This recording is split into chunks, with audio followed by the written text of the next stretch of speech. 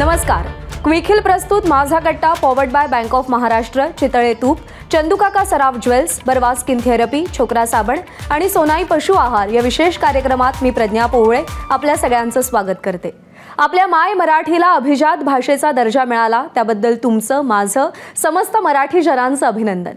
आपल्या माय मराठीला अभिजात भाषेचा दर्जा मिळवून देण्यामध्ये ज्येष्ठ साहित्यिक प्राध्यापक रंगनाथ पठारे आणि त्यांच्या अध्यक्षतेखालच्या समितीचं भरीव योगदान आहे आणि त्यानिमित्तानं आपण पठारे सरांशीच आज कट्ट्यावर संवाद साधणार आहोत. संत ज्ञानेश्वर माऊली म्हणतात, जैसी दीपान माझी दिवटी, का तिथीन माझी पौर्णिमा गोमटी, तैसी भाषान माझी मराठी सर्वोत्तम.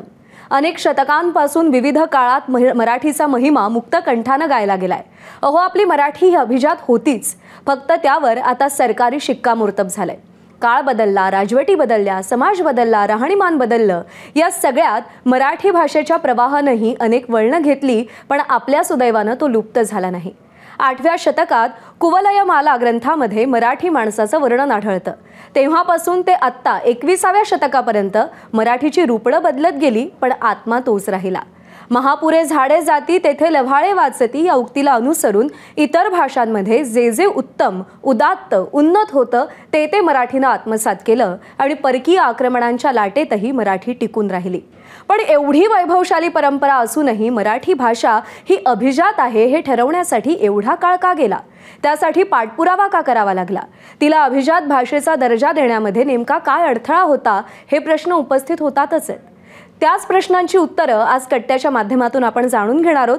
माय मराठीला अभिजाततेचा दर्जा मिळवून देण्याचा हा संपूर्ण प्रवास कसा होता हे जाणून घेणार आहोत प्राध्यापक रंगनाथ पठारे सरांकडून. सर नमस्कार, आपल्या कट्ट्यावर स्वागत आहे. सर, तुमचं स्वागतही आणि अभिनंदनही की तुम्ही मोठ्या कष्टपूर्वक मराठीला अभिजात भाषेचा दर्जा मिळवून देण्यासाठी जे काही डॉक्युमेंटेशन केलं त्याला अखेरीस दीर्घ प्रतीक्षेनंतर का होईना पण यश आलेलं आहे. पण आज मराठीला अभिजात भाषेचा दर्जा मिळाला म्हणून खूप उत्साह आपल्याला दिसतोय लोकांमध्ये, सोशल मीडियावर. पण लोकांना हे कळत नाही आहे की अभिजात भाषा झाली म्हणजे काय झालं आणि आधी नव्हती का ती. तर मुळामध्ये पहिला तर प्रश्न हा की इतका वेळ का लागला आपल्याला तो दर्जा मिळण्यामध्ये, आणि आपल्या म्हणजे प्रेक्षकांना हे जाणून घ्यायला आवडेल की आता अभिजात आपण झालो आहे आपली भाषा म्हणजे नेमकं काय झालं आहे, काय होणार आहे. खरं म्हणजे तुम्ही सुरुवातीला जे म्हटलात की मराठी भाषेला असं कुणी एक दर्जा देण्याची अशी काही गोष्ट नाही आहे, मुळातच ती अभिजात आहे. पण आपल्याकडे झालं असं की एका भाषेला तो दर्जा मिळाला, दुसऱ्या एका भाषेला असं वाटलं की मग आपल्याला का मिळू नये, मग तिसऱ्या भाषेला वाटलं. अशा रीतीने तो सगळा प्रवास झालेला आहे. नुसतं मराठीपुरतं जर बोलायचं तर काय झालं होतं की एक मी साहित्य संस्कृती मंडळात त्यावेळेस सदस्य होतो आणि कुलकर्णी नावाचे एक अधिकारी सरकारी याच्यामध्ये होते आणि त्यांनी केंद्राकडे विचारणा केली होती की अभिजात म्हणजे क्लासिकल लँग्वेज एखादी भाषा ठरण्यासाठी त्याचे निकष काय आहेत. त्याचं उत्तर त्यांनी पाठवलं होतं आणि ते उत्तराची कॉपी जी आहे ती सगळ्या सदस्यांना आमच्या पाठवली. तर ती वाचल्यानंतर माझ्या लक्षात आलं की अरे हे मराठी तर सहज फुलफिल करू शकेल या गोष्टी. म्हणजे या ज्या अटी आहेत ही मराठी सहज पूर्ण करू शकते. प्राचीनतेची अट असेल, सलग साहित्याच्या परंपरेची अट असेल, भाषा ही कुठल्या इतर भाषेपासून ज्याला एक प्रकारचं डेरिव्हेटिव्ह म्हणता येईल अशी नसेल. आणि हे म्हटलं ह्या अटी आपली भाषा पूर्ण करते. कारण आपल्या पूर्वसुरींनी, अभ्यासकांनी इतकं काम त्या संबंधाने करून ठेवलेलं आहे.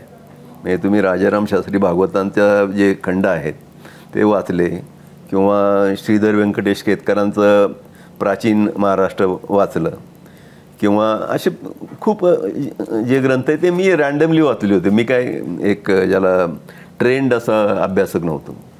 तर मला असं वाटलं की हे शक्य आहे. म्हणून आमचा जोडीदार हरी नरकेला मी फोन केला आणि त्याला सांगितलं अरे असं असं आहे, तू जरा लक्ष घाल, वाच, कारण तू अभ्यासक आहेस. तर त्याने ते वाचलं, सगळं हे केलं आणि त्यांनी लेख लिहिला लोकराज्यामध्ये. तो लिहिल्यानंतर एक सरकारी IAS ऑफिसर होते, ते म्हणले अरे हरी आपल्याला याचं हे करायचं आहे, कमिटी नेमायची आहे, मराठीसाठी आपण क्लासिकल हे मागूया.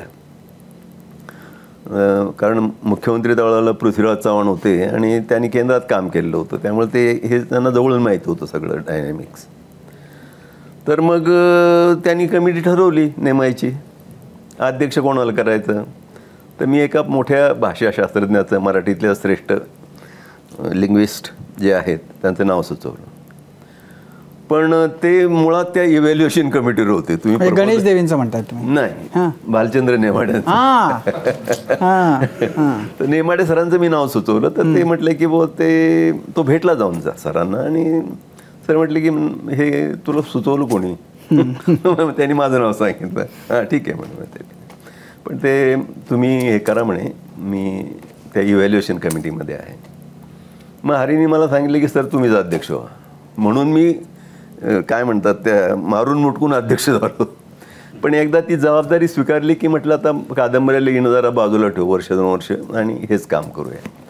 सुदैवाने झालं असं की ती समितीचे सहकारी होते हे आपापल्या क्षेत्रातले अतिशय विद्वान, असे माझ्यापेक्षा वयाने अनेक जण मोठे होते. सरकारी अधिकारी त्याच्यामध्ये जे होते ते अतिशय उत्साही होते. आपल्याला सामान्यतः सरकार अधिकाऱ्यांच्या विषयी गैरसमज असतो की हे काय काम न करणारे लोक वगैरे असतात, तसं नाही. त्यांनी अतिशय उत्तम सहकार्य केलं. एक ते पाठक नावाचे एक ऑफिसर होते, मला ते फार मला त्यांच्याबद्दल आदर आहे. ते एकूणातच सगळ्या लोकांनी खूप उत्तम हे केलं.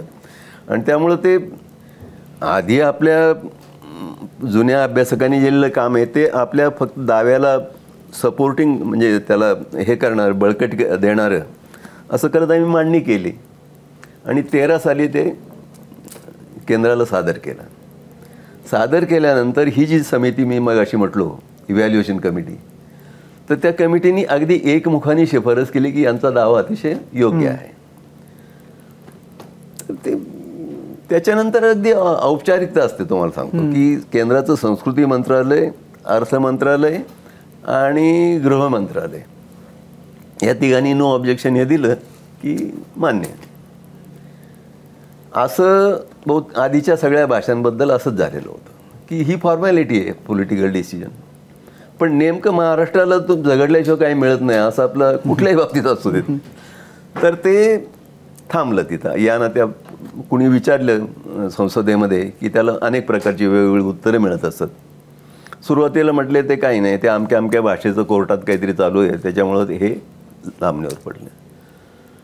नंतर त्यांनी सांगायला, दरम्यानच्या काळात मंत्री बदलत होते. एक सुरुवातीला नाईक नावाचे गोव्यातले श्रीपाद नाईक बहुधा नाव असेल ते होते. ते चांगले ग्रस्त होते आणि त्यांनी रस पण घेतलेला होता. आता हे सगळं एक आउटसायडर म्हणून मी सांगतो, कारण मी फक्त अकॅडमिक काम माझ्या समितीवर सोपवलेलं होतं. पण त्यांनी हे केलं. त्यांच्या जागी सामंत नावाचे पुन्हा मराठीच मंत्री आले. त्याच्यानंतर एक तिसरे राजस्थानमधले एक गृहस्थ मंत्री, उपमंत्री असतील किंवा सांस्कृतिक खात्याचे मंत्री असतील. या प्रत्येक वेळेला प्रत्येकाने दिलेली उत्तरं ही वेगवेगळी आहेत. एका याच्यामध्ये ते म्हटले की case of Marathi is under active consideration, म्हणजे अगदी मराठी श्रेष्ठ भाषा आहे आणि ते हे केलेलं आहे. याच्यात शेवटचं जे हे आहे तर ते मंत्री महाशयांनी उत्तर असं दिलं आहे मराठीची चौकशी केल्यानंतर आपल्या खासदारांनी. ते म्हटले there is no any proposal from Marathi in front of us. म्हणजे आणि हे सगळं रेकॉर्डेड आहे. हे काही म्हणजे कारण कसं आहे की संसदेमधल्या गोष्टी या रेकॉर्ड केल्या जातात. म्हणजे इतक्या परस्पर विरोधी विधानं याचे सामान्य माणूस म्हणून आपल्याला काय वाटतं, आपल्याला असं वाटतं की यांना द्यायचं नाही म्हणून हे टोलवाटोली या प्रकारची ते करतायत. आणि हे सगळं पाहताना ऐकताना एक मराठी माणूस म्हणून मी अतिशय उदासीन काय फरक पडतो हे मिळालं नाही मिळालं. बघा, ज्या माणसाने तो प्रस्ताव त्याच्या सहकाऱ्यांच्या बरोबर घेऊन तो अतिशय आस्थेने तयार केलेला आहे, त्याच्या मनामध्ये याच्याविषयी एक प्रकारची उदासीनताच निर्माण झाली की काय फरक पडतो. बरं, नंतरच्या काळातही ते काय पैसे मिळतात, अमुक मिळतात. तर ते आपण बातम्यांमध्ये वाचलंच असेल की संस्कृत भाषेसाठी इतके 100 कोटी काय 200 कोटी आणि कोणत्या मल्याळम भाषेला 0. म्हणजे त्याला कुठलंही सूत्र नाही. त्यामुळं ठीक आहे, आपण प्रपोजल सादर केलं होतं आणि आपल्याला त्यांनी मान्यता दिली, याचा आनंद आहे, पण फारसा आनंद नाही.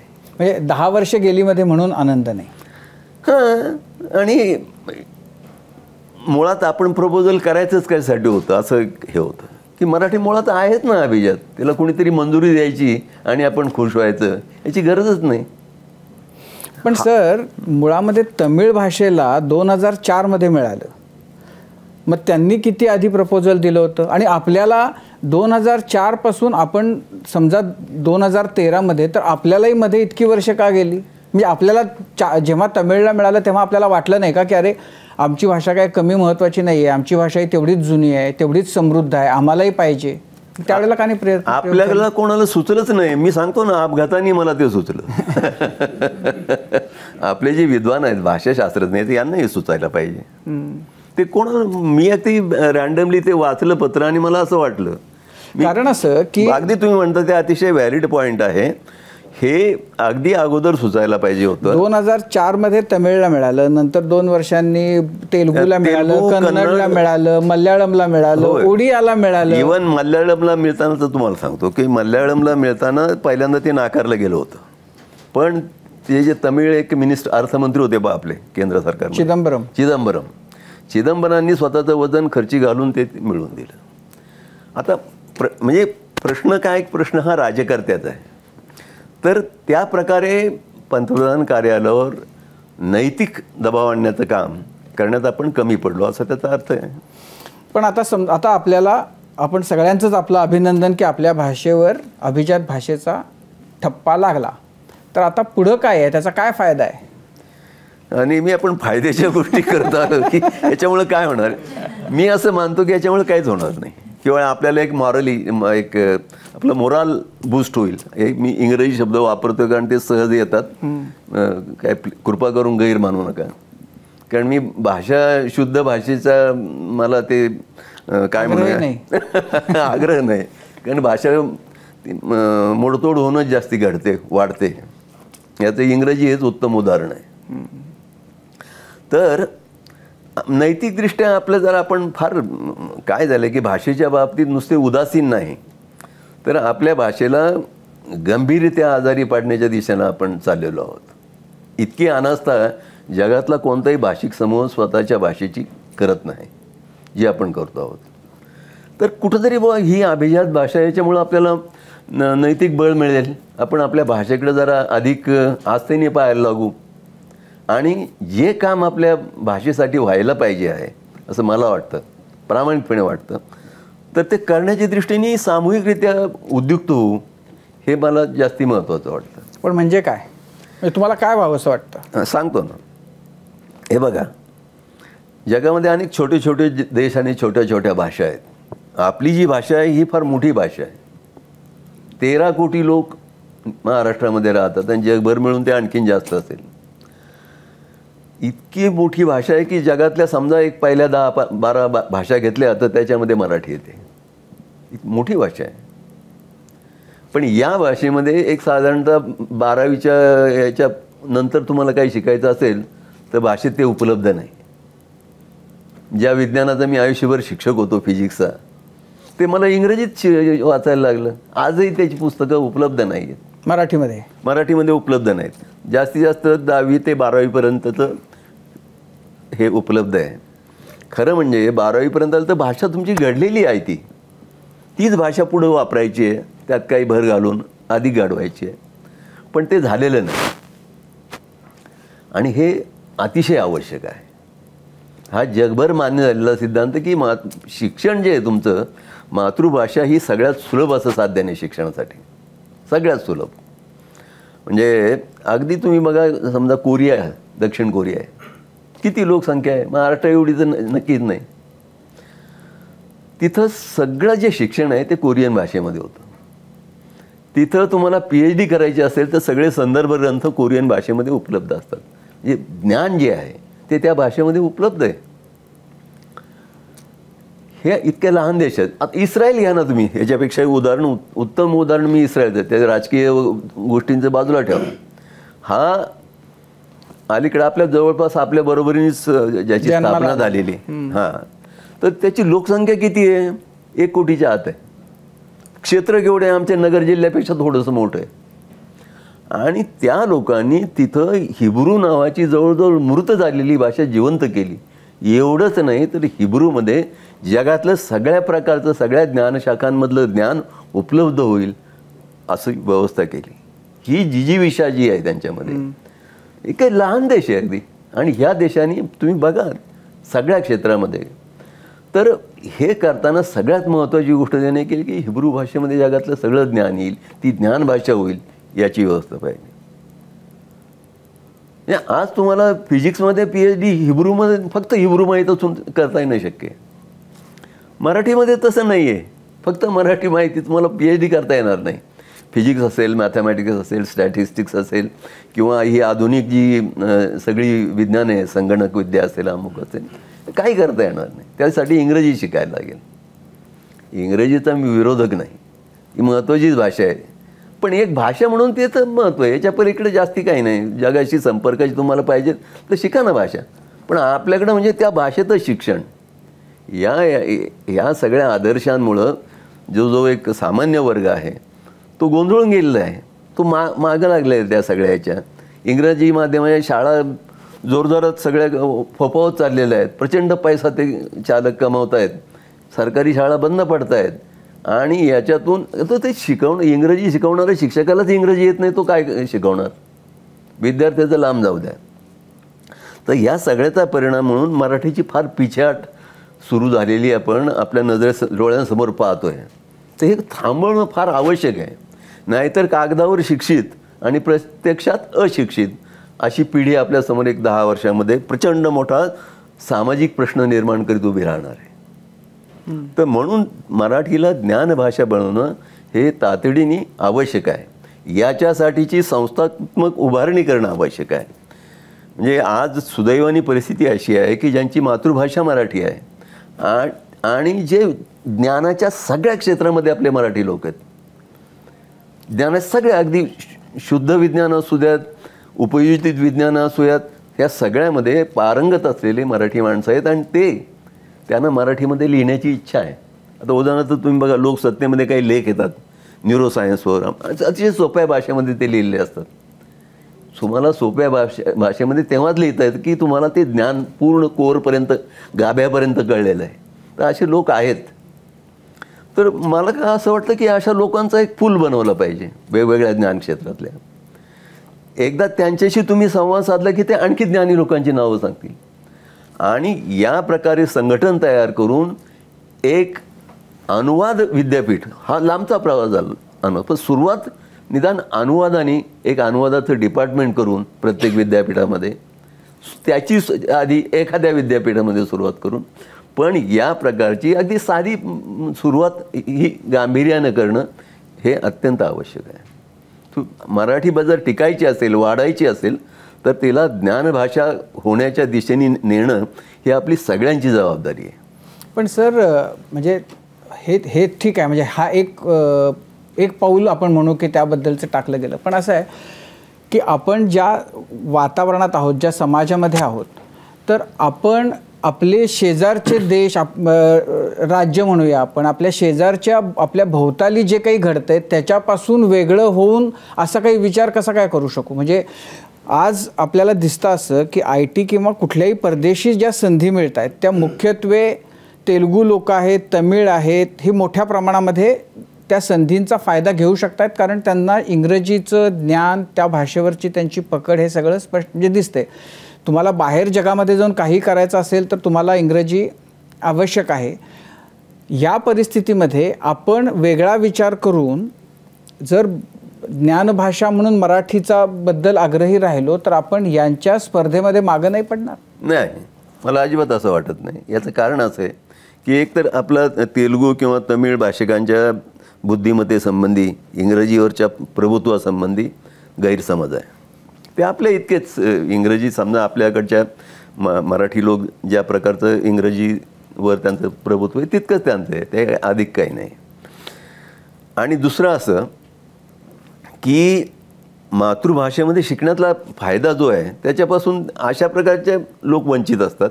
पण त्यातले काही निवडं कुठल्याही भाषेमध्ये लोक असे असतात की ती दुसरी भाषा सहज इंटरनलाइज आंतरिकीकरण ते करू शकतात आणि जातात. तेच आपल्याला दिसतात. आता तुम्ही बघा आता मराठी ही फार विकसित भाषा आहे. आपल्या तुम्ही उत्तर प्रदेशामध्ये इंजिनिअरिंग कॉलेजेसमध्ये संपूर्ण शिक्षण हे हिंदी भाषेमध्ये घेता येईल अशा व्यवस्था त्यांनी सुरू केलेल्या आहे. आपलं 2 पावलं पुढं आहे. आता हे करताना ही रिस्क तुम्ही म्हणता ही रिस्क त्यांनी घेतलेली असेलच ना. पण ही काही काळ रिस्क घेतली की त्याच्यानंतरच्या काळामध्ये आता ते IIT-मध्ये सुरुवात व्हायला लागलेली आहे की हिंदी माध्यमातून तुम्ही करू शकता. ते पुस्तकं त्यांनी उपलब्ध केलेली आहेत. मला वाटतं ही मेजर लँग्वेज आहे मराठी आणि तिच्यामध्ये आपण पहिली निदान सोयी तर करून ठेवल्या पाहिजे. नाही, पण ज्ञानभाषा होण्याच्या दिशेनं आपण जाणं हा झाला एक टप्पा.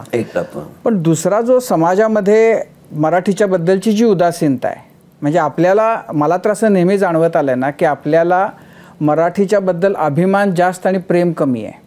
त्यामुळं मराठीच्या बद्दल रस्त्यावर उतरून हातात दगड घ्यायचा म्हटलं तर आपण फार सरसावून जातो. पण व्यवहारामध्ये बोलायची वेळ येते तेव्हा आपल्याला अनेकदा संकोच वाटतो, कमीपणा वाटतो किंवा कंटाळा, आळस असतो. त्यामुळं तुम्ही दुकानदाराशीही हिंदीमध्ये बोलता, तुम्ही रिक्षावाल्याशी हिंदीमध्ये बोलता, तुम्ही फेरीवाल्याशी हिंदीमध्ये बोलता. आपसामध्ये शाळांच्या म्हणजे इंग्रजी माध्यमांच्या शाळांमध्ये जर 2 आया किंवा 2 बाप भेटले तर ते न येत असलेल्या इंग्रजीमध्ये एकमेकांशी संवाद साधण्याचा प्रयत्न करतात. त्याचं कारण मराठीच्या बद्दलची जी अनास्था आणि प्रेम कमी पडतंय हा जो भाग आहे तो. तर म्हणजे अभिजात भाषा झाली पण हे प्रेम कसं वाढेल? नाही, भाषेवर प्रेम करायला काही शिकवणार कोण कोणाला कसं ना, ते आतूनच असलं पाहिजे. तुम्ही म्हणताय तुमचं निरीक्षण अतिशय बरोबर आहे की आता आपल्याकडं हिंदी भाषिक येतात, ते स्वतःची भाषा सोडत नाहीत. आपण त्याच्यासाठी आपली भाषा सोडतो आणि हिंदीत त्याच्याशी बोलतो. इथं दादरमध्ये मी साहित्य अकादमीच्या कामाला यायचं एक ठिकाण त्यांचं हॉटेल आहे, तिथं उतरायचं मी. तर जवळ एका ठिकाणी गेलो तर दुकानामध्ये एक मुलगा नव्याने आलेला होता. तर किती दिवस झाले म्हटलं तू आलेलं? तर म्हणलं एक 6 महिने झाले. म्हटलं मग मराठी शिकला की नाही तू? मग कोशिश करता हूँ म्हणे. का बरं?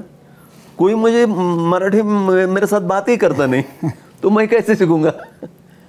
तो परकीय आहे, तर त्याची सोय व्हावी म्हणून हा हिंदीमध्ये बोलतो त्याच्याशी. आता हा जो आपला स्वभाव आहे हा कुठेतरी जरा. पण सर हा जो गंड आहे म्हणजे आपलं सगळं सोडून द्यायचं आणि सगळं समोरच्याला सोयीचं होईल असं, हा म्हणजे ह्याला गुण एका मर्यादेपर्यंत, नंतर तो इतका मोठा दुर्गुण आपल्यामध्ये आहे. तर आपण ह्याच्यातनं म्हणजे ह्याची काय, त्याला काही कारणं आहेत का? म्हणजे कशात मला दिसणारं एक कारण मला तुम्हाला सांगतो, म्हणजे ते तितकंसं बरोबर नाही, पण एक मला जाणवतं की साधारणतः इसवी सनाच्या आधी 200 आणि इसवी सनाच्या नंतर 200 अशी किमान 400 वर्ष हे आपले जे सातवाहन राजे होते पैठणचे, यांचं संपूर्ण भरतखंडावर राज्य होतं सलग 400 वर्ष. आणि त्याच्यामुळं हे संपूर्ण भरतखंड हे आपलं एकत्र बांधलेले ठेवण्याची आपल्यावर जबाबदारी. कोणी कोणती भाषा बोललं हे एक प्रकारे आतून आंतरिक प्रकारचं शिक्षण पिढ्यानं पिढ्या आपल्यामध्ये आलेलं असेल. कारण राजाराम शास्त्री भागवतांनी एका ठिकाणी म्हटलं की हा देशच सगळा मराठ्यांचा, देशच आपला सगळा मराठ्यांचा. जो मराठा जिथं रहिवासला तिथला झाला, त्यांनी तिथली भाषा घेतली. आता हे विचार करायला लागावं असं विधान आहे. विनोदाचा भाग जरी सोडला तरी या प्रकारे स्वतःची भाषा न सोडणं हे मराठी, पण आपलं मराठी माणूस जर सोडला तर बाकी सगळ्या भाषांमध्ये आपल्याला दिसतं. दक्षिणेतल्या भाषांमधले लोकसुद्धा सहजासहजी स्वतःची भाषा सोडत नाहीत. अलीकडे ते मोडकं तोडकं हिंदी बोलायला लागलेले आहेत. तो हिंदी सिनेमांचा प्रभाव. आपल्याला सहजासहजी भाषा न सोडणे ही गोष्ट आपण करायला पाहिजे. ज्याची आपल्याला परंपरा नाही, ज्याची आपल्याला सवय नाही, तर ती आपल्याला करणं फार आवश्यक आहे. मला असं वाटतं की भाषा आपल्याला घडवावी लागेल, घडवून ती वापरावी लागेल आणि ती घडवणं, वापरणं आणि पुन्हा घडवणं या प्रकारच्या प्रक्रियेमधून भाषेविषयीचा आत्मविश्वासही वाढेल, तिच्यामध्ये ज्ञानाची क्षेत्र वाढल्यामुळं संधी पण वाढतील. हा दीर्घ पल्ल्याचा असा कार्यक्रम आहे, ते काम आहे जे नेटाने करणं अतिशय आवश्यक आहे. आणि आता जेव्हा आपण मराठीच्याबद्दल बोलतो तेव्हा मराठी म्हणजे प्रमाण मराठी, वेगवेगळ्या बोलीभाषा ज्या महाराष्ट्रामध्ये इतक्या वेगवेगळ्या प्रकारची मराठी बोलली जाते ती मराठी, कोणती मराठी अभिजात मराठी आहे? मराठीच्या सगळ्या बोली ह्या मराठीच आहेत आणि त्या एक सगळ्या श्रेष्ठ मराठी आहेत, त्या सगळ्या शुद्ध मराठी आहेत असं माझं म्हणणं आहे. म्हणजे आपण काय करतो की एक प्रमाण भाषेला ही शुद्ध मराठी आणि बाकीच्या तिच्या बोली, जसं संस्कृती ही सगळ्यात शुद्ध आणि बाकीच्या आपल्या सगळ्या बोली संस्कृत या बोलीच समजायच्या, तर तसं मुळात नाही आहे. असं आहे की महाराष्ट्र हा मोठा प्रदेश आहे, त्या प्रदेशामध्ये वेगवेगळ्या भागामध्ये वेगवेगळ्या प्रकारची मराठी बोलली जाते. खानदेशामधली मराठी आणि कोल्हापूरची मराठी या सारख्या नाहीतच आहेत, एकमेकांना समजून घ्यायला वेळच लागेल, पण दोन्ही मराठीच आहेत. आणि त्या समजा पुण्यातली मराठी जी आहे ही आपण प्रमाण भाषा जवळपास स्वीकारलेली, म्हणून ती शुद्ध आणि सर्वश्रेष्ठ असं काही नाही. कुठली तरी एकीला प्रमाण भाषा म्हणून स्वीकारायला लागतं आणि तीसुद्धा प्रमाण भाषा कायमस्वरूपी तशीच्या तशी राहत नाही. कारण जसा समाजामधला जो सत्ताधारी वर्ग आहे त्याच्या भाषेचा प्रभाव मुख्य भाषेवर नेहमी पडत असतो. म्हणजे आता जी आपण जिला प्रमाण भाषेला काहीशा कुत्सितपणे ब्राह्मणी सदाशिव पेठी असं म्हणत असू, ती आता बदललेली आहे. अरे हे काय, असं काय उच्चार कोणी करत नाही. नाकातला जो नासिकात असला तर करत नाही, कारण सत्ताधारी वर्ग बदललेला आहे, त्यामुळे भाषा ती बदलत जाते.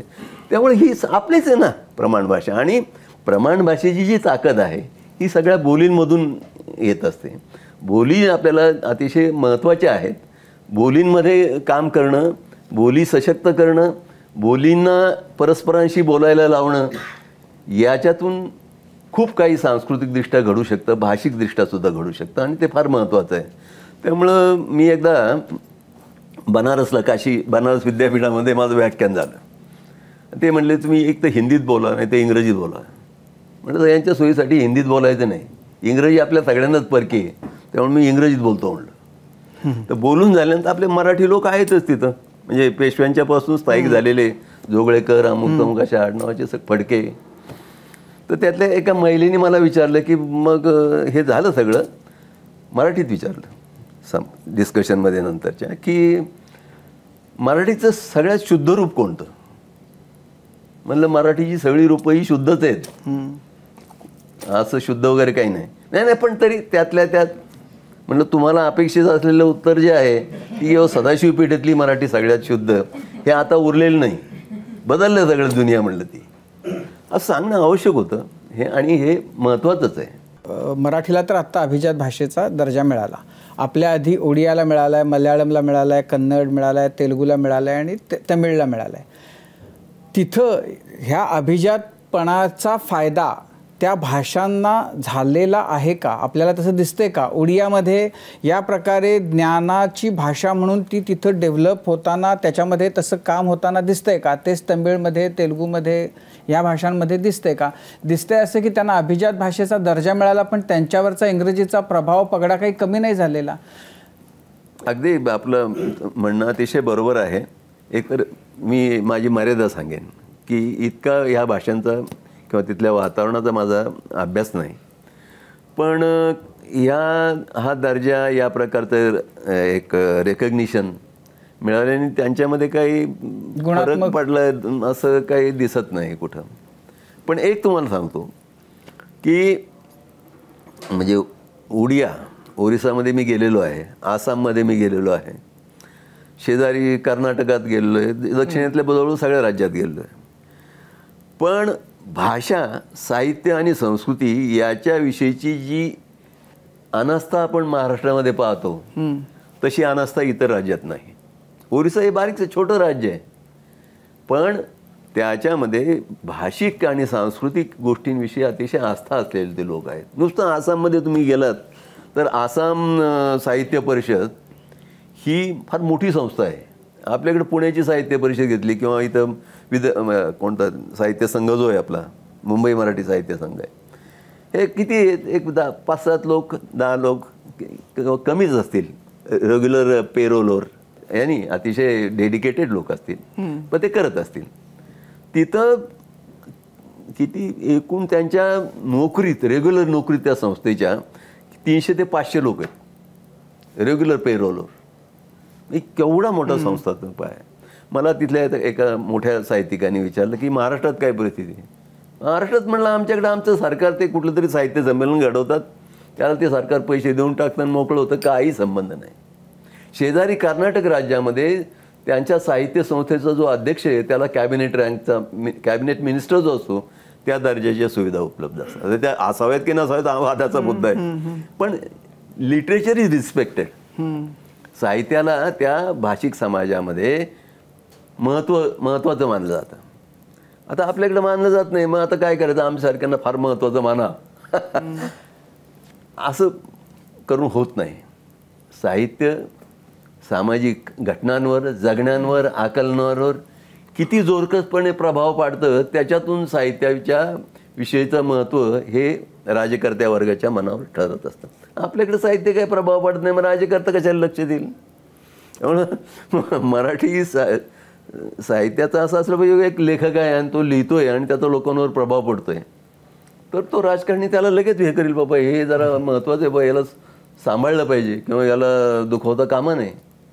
अशा प्रकारची परिस्थिती आपल्या भाषेत नाही. त्यामुळे हे आहे. पण या बाकी भाषांमध्ये ती परिस्थिती आहे. आता तुम्ही समजा केरळामध्ये गेलात, म्हणजे तुम्हालाही माहिती असेल, तुम्ही गेलेले आहात, की तिथं लेखकांचं मोठं संघटन आहे, प्रकाशन ते करतात, त्याच्यातूनच अनेक सिने निर्माते, पटकथा लेखक हे ह्याच्यातून तयार होतात आणि ते राजकारणात जातात, ते मंत्री होतात. आपल्याकडं साहित्यिकांनी राजकारणाच्या भानगडीत कशाला पडायचं. लढायचं असेल तर तुम्ही ते तुमची साहित्यिक असण्याची हत्यारं तिकडं हे ठेवून या, ती ढाल चालणार नाही, अशी आपली परंपरा आहे. त्यामुळं आपल्या प्रत्येक भाषेचा, भाषिक समाजाचा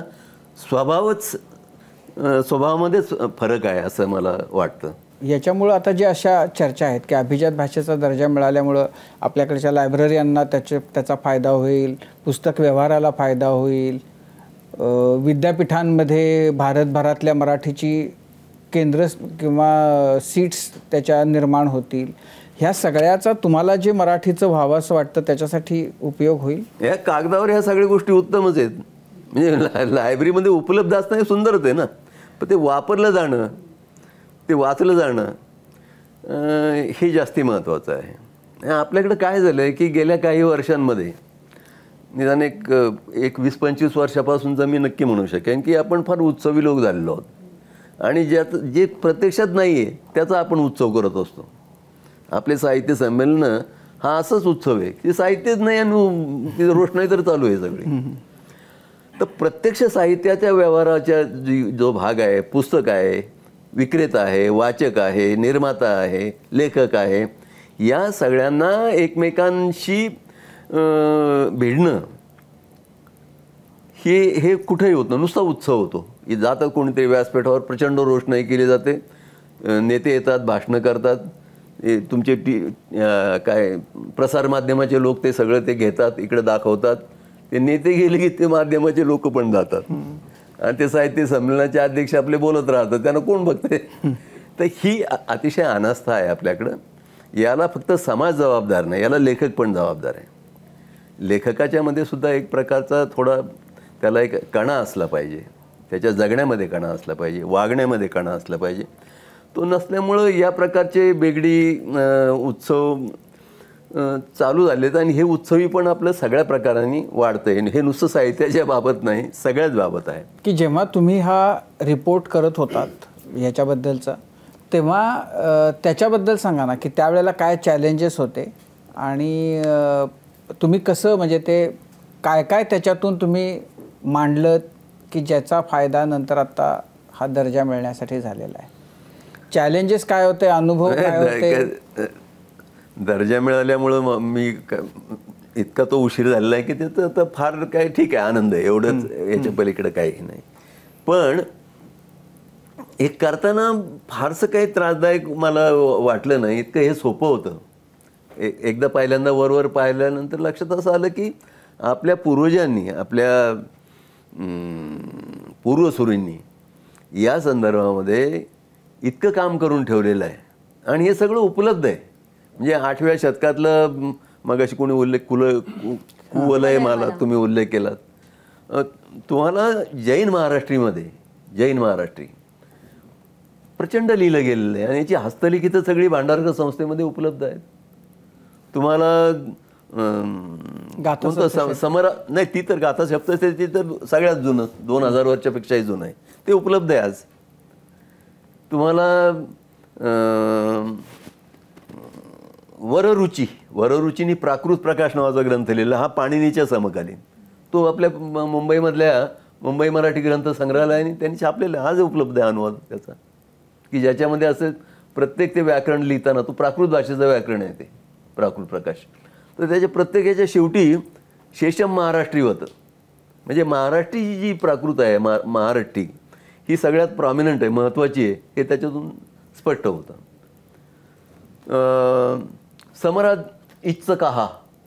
समरादित्याची कथा ही कादंबरी, ही साधारणतः 8व्या शतकातली असेल किंवा 12व्या शतकात, मला ते काळाचं हे होईल. पण ही कादंबरी आणि जो मॅजिक रिअलिझम नावाची भानगड आहे युरोपियन, आपल्या लॅटिन अमेरिकन साहित्यामध्ये, ते समरादित्याची कथा जी आहे तिच्यामध्ये आहे, माझ्या संग्रही येते. म्हणजे मी पहिल्यांदा विलास सारंगांच्या घरी त्या पुस्तक पाहिलं. मी म्हटलं मला पाहिजे. नाही अरे मी ते म्हटलं मी आणलं आहे, ते शेवटचंच होतं तिथं. सुदैवाने ते मिळवलं मी आणि आहे माझ्याकडे, मी वाचलेलं आहे. तर अशा प्रकारचं सगळं आहे ते. आता ते त्यामुळे हे करताना एकदा एक निश्चित हे होतं की बाबा ह्या अटी आहेत, ह्या अटींच्या संबंधामध्ये आपल्याकडे काय आहे का, असं एकदा मांडणी केली तर ते फारसं कठीण गेलं नाही. याचं कारण आपले पूर्वसुरी, ज्यांनी असला कुठल्याही प्रस्तावाची अपेक्षा न करताना खूप काम करून ठेवलं. प्राचीनता आणि समजा घेतला तर प्राचीन साहित्य हे उपलब्ध, म्हणजे जे 2000 वर्षापूर्वीचं साहित्य आज उपलब्धच आहे ना. बरं, दुसरं ते आणि त्याच्याही आधी मराठी असेलच, महाराष्ट्री या नावाने असेलच. महाराष्ट्री आणि मराठीमध्ये काही नातं आहे की नाही, तर तुम्हाला सलग असं दाखवतं की त्याच्यामध्ये बदल कसे होत गेले. की महाराष्ट्री असेल, महाराष्ट्री, प्राकृत असेल, अपभ्रंश असेल आणि शेवटी मराठ्य देशाचे व्याकरण नावाचं एक इंग्रज माणसाने लिहिलेलं मराठ्य भाषेचे व्याकरण, मराठी म्हणत नाही. एकनाथांनी काय म्हटलेलं बघा, की संस्कृत वाणी देवे केली आणि प्राकृत काय चोरापासून झाली. तर मराठी म्हणत नाही, प्राकृत म्हणतो. आता यांनी प्राकृतला एक दर्जा दिला आणि मराठीला दिला. आता ही गंमत आहे, सगळी भाषिक गंमत आहे. तर आता प्राचीनता हा पहिला झाला. नंतर श्रेष्ठ साहित्याची सलग अशी परंपरा थेट 2000 वर्षापूर्वीच्या याच्यापासून, गाथा सप्तशतीपासून ते ज्ञानेश्वर किंवा लीळा चरित्राच्या ह्याच्यापर्यंत एकदा ती खरं एस्टॅब्लिश करणं कठीण होतं. तर ते आम्हाला भांडारकर संस्थेमध्ये ग्रंथ मिळाले, ती आम्ही एस्टॅब्लिश केली. आणि पुढची आपल्याला स्पष्ट आहे ना, एकदा तुम्ही ज्ञानेश्वरापर्यंत आला की पुढचं आपल्याला सगळं माहितीच आहे. लोकांचं आर्ग्युमेंट त्याच्यावर असं होतं, कारण साहित्य अकादमीने या लोकांना देण्याच्या आधी एका अमेरिकेतल्या एका माणसाला ते पाठवलं होतं. तर म्हणलं मराठी कुठली जुनी नाही आहे, ती 1000 वर्षाचीच आहे तिला परंपरा. आणि तो नेत होता फक्त लीळाचे ते किंवा त्या थोडं मागं विवेक सिंधू वगैरे या ग्रंथापर्यंत. तर हे एस्टॅब्लिश करणं जरा महत्त्वाचं होतं, अतिशय महत्त्वाचं होतं. सर, आता अभिजात्येचा दर्जा मिळाला शासन स्तरावर, त्यासाठी अनुदान येईल वगैरे वगैरे, हे सगळं ठीक आहे, म्हणजे त्याचं तुम्हीही समर्थन करत नाही आहात. परंतु आता ही जी एक खोली निर्माण झालेली आहे, दादरसारख्या ठिकाणी मराठी शाळा बंद पडणं वगैरे म्हणतात, किंवा प्रमाण बोलीचा हा जो काही वाद आहे, किंवा मल्टिप्लेक्समध्ये मराठी सिनेमांसारखा जो प्रश्न आहे, तर या सगळ्यातून काही आपल्या सांस्कृतिक आयुष्यामध्ये फरक पडणार आहे का ह्या अभिजात दर्जा मिळाल्यानंतर? मोकळेपणाने सांगायचं तर दर्जा मिळाल्यामुळं काही फरक पडणार नाही.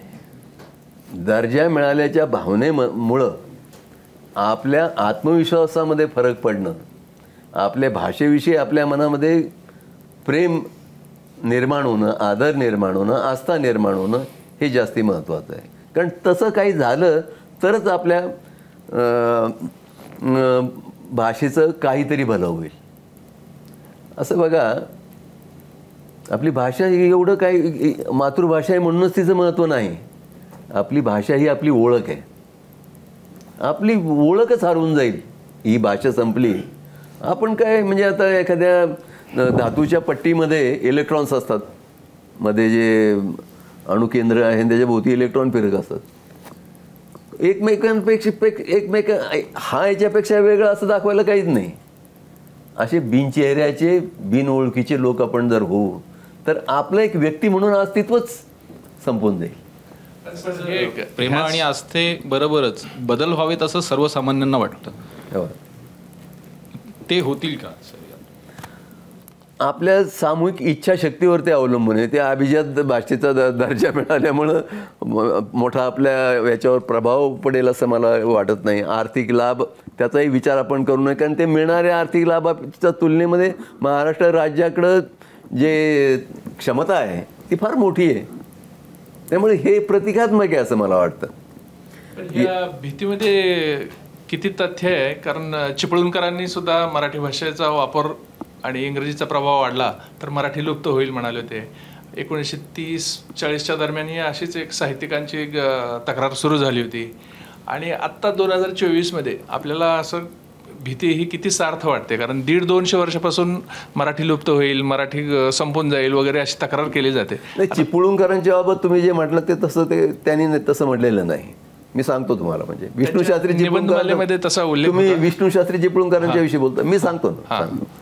विष्णू शास्त्री हे म्हणजे अव्वल इंग्रजी आमदानीमध्ये साधारणतः 1750 कदाचित जन्म असेल त्यांचा, 1850 नाही आता करेक्ट आहे 1850. विष्णू शास्त्रींच्या मनामध्ये, आता तुम्ही त्या इतिहासात त्या काळात जा, इतर जे लोक होते ना मराठीच होते ते, पण ते त्यांच्या आस्थेच्या कवीत नव्हते. आपलं राज्य बुडालंय अशी त्यांची भावना जास्त प्रबळ. आपलं म्हणजे कोणाचं? मराठ्यांचं नाही, चित्पावन ब्राह्मणात. ब्राह्मण नुसते नाही, चित्पावन ब्राह्मण ही भावना. आणि म्हणजे याच्यात मी गैर मानत नाही, त्यांना तसं वाटणं ते त्या त्या काळातला विचाराचा, आकलनाचा, मांडणीचा हे असतो. तर त्यांनी असं म्हटलेलं होतं की मराठी भाषा ही एखाद्या नूतन भूमिकेप्रमाणे असून, मराठी भाषा ही एखाद्या नूतन भूमिकेप्रमाणे असून तिची मशागत अद्याप व्हावयाची आहे. म्हणून तीस एकीकडून इंग्रजी आणि दुसरीकडून संस्कृत यांचा बळकट आधार तीच दिला पाहिजे. म्हणजे त्यांचं म्हणणं असं होतं की मराठी जी आहे एखाद्या नूतन भूमिके, ती मशागतच झालेली नाही. अरे बाबा, तुझ्या आधी इथं ज्ञानेश्वर, तुकाराम, माईंभट मोठे लेखक होऊन गेले, अतिशय समृद्ध मराठी होऊन गेलेली, आणि तुम्ही असं म्हणताय. त्यामुळे शास्त्रीजी असं काय म्हणले नाही, ते कदाचित दुसरं कोणी असेल किंवा, पण ती तशी भीती जी व्यक्त होती कायम होत आलेली, हे मला मान्य आहे. पण त्याच्यामध्ये किती हे वाटतं तुम्हाला की आता बदलत्या काळात भाषेचं स्वरूपच बदलत जाईल. मला असं वाटतं की गाभ्याशी आपली भाषा आणि आपली संस्कृती इतकी शक्तिशाली आहे की कुठल्याही परिस्थितीमध्ये ती टिकून राहील आणि वाढेल.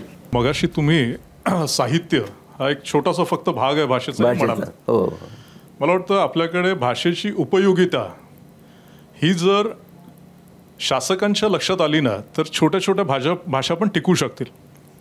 म्हणजे आमच्या इथे आदिवासी मंडळी एखाद्या ठिकाणाचं नाव ज्या वेळेला जुगणीचं पठार म्हणतात, तर ते ब्रीडिंग ग्राउंड असतं जे फॉरेस्ट डिपार्टमेंटच्या प्लॅनमध्ये यायला पाहिजे. आपण ह्या गोष्टीकडे दुर्लक्ष करतो आणि मग आपली भाषा मरायला लागली आहे का? प्रमाण भाषा सुद्धा अगदी. अतिशय बरोबर आहे, मी तुमच्याशी पूर्ण सहमत आहे. पण हे नुसतं राज्यकर्त्यावर सोपून चालणार नाही. सामाजिक प्रश्नांविषयी आस्था असणारे आपल्यासारखे लोक एकत्र येऊन त्यांनी त्या संबंधाने एक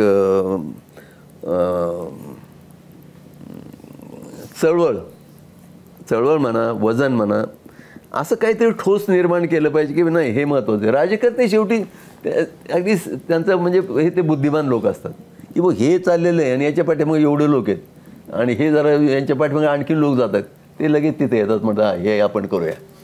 म्हणजे मूलतः काम हे आपण लोकांनी केलं पाहिजे. तर आपल्यातल्या काय म्हणायचं बौद्धिक धुरीण जे आहेत, नेते जे आहेत, त्यांनी ते केलं पाहिजे. कारण हे शेवटी त्यांचं काम आहे. आपल्यासारख्या ज्यांना समज आहे, आस्था आहे, आपल्या भोवती आपण सांगितलं तर आपल्या भोवती लोक गोळा होतील. आणि राजकारत्याला ते पाहिजे जिथं लोक गोळा होतात तिथं तो जाऊन उभं राहणार की मी तुमचाच आहे, त्याला नेता व्हायचं असतं. त्यामुळे हे या प्रकारचं जे डायनॅमिक्स आहे हे आपल्याला लक्षात घेऊन काम करायला लागेल. सर, आपली मराठी भाषा तिची परंपरा खूप वैभवशाली आहे. तिला व्याकरणाचे अलंकार आहेत, साहित्याचा भरजरी काठ आहे, परंपरेचा शालू आहे. फक्त त्या शालूची चमक कमी होऊ न देणं ही जबाबदारी आमची आहे. या सालंकृत मराठी भाषेवर तुम्ही अभिजाततेचा मुकुट चढवलात. आम्ही अभिमानानं म्हणतो लाभले आम्हाचं भाग्य बोलतो मराठी. पण त्याच कवितेच्या शेवटी असंही लिहिलं गेलं की पाहुणे जरी असंख्य पोसते मराठी, आपुल्या घरात हाल सोसते मराठी. या ओळी आता कुठेतरी मागे पडायला हव्यात आणि ती जबाबदारी आमची आहे. ही जाणीव तुम्ही आमच्या मनामध्ये पेरलीत, अभिजातता तुम्ही मिळवून दिलीत, अमरत्व देण्याची जबाबदारी पुढच्या पिढीची आहे याचीही जाणीव करून दिलीत. कट्ट्यावर आलात, आम्हाला मार्गदर्शन केलं, संवाद साधलात, त्याबद्दल मनापासून आभार. आणि यासोबत क्विक हिल प्रस्तुत माझा कट्टा powered by bank of Maharashtra, Chitale तूप, चंदुकाका सराफ ज्वेल्स, बरवा स्किन थेरपी, छोकरा साबण आणि सोनाई पशु आहार या विशेष कार्यक्रमात आपण आता इथेच थांबूया. प्रत्येक बातमीच्या अपडेटसाठी पाहत रहा ABP माझा.